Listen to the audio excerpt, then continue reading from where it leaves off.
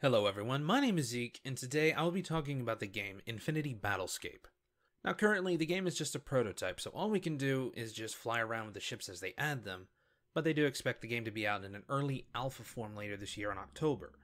Until then, talking about the current state of the game is rather pointless. However, discussing the ideas for the future of this game not only has meaning, but it helps the devs get an idea of what we are expecting, and hopefully some extra ideas for development.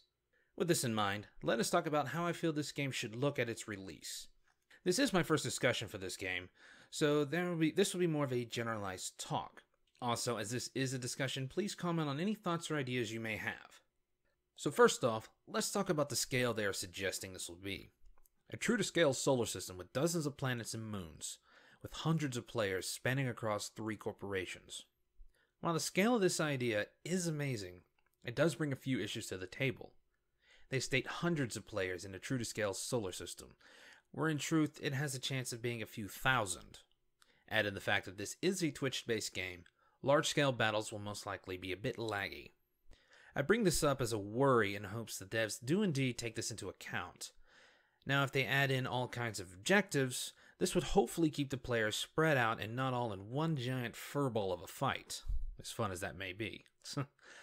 With said worry aside, the size alone will make the speed of your warp engines rather important, not just to allow you to get to combat quickly, but also slow down the rate of reinforcements if one side loses a spawning hangar or ship. I'll touch on both speed and time later on in another discussion as I get more information on certain topics. Next are the ships themselves. There are 6 confirmed ships for launch and a 7th if the milestone of 500,000 is met. Now, at the time of this recording, that's not too far off. Just under 200,000, I believe.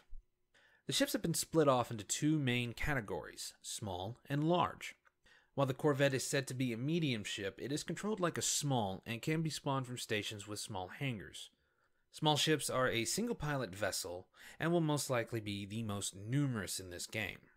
I'm also hoping they are the only ships that can enter a planet's atmosphere. Large ships will be the capital vessels of the game, and while they have their own crews, only a single player is needed to be aboard the ship and act as a captain. Don't know about you guys, but I prefer capital ships over the small ships any day of the week.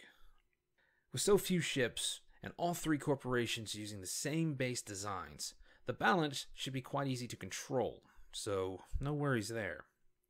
Each ship will get their own discussion, and I will talk about each of their potential weapons and equipment, as well as any worries I may have about each of them.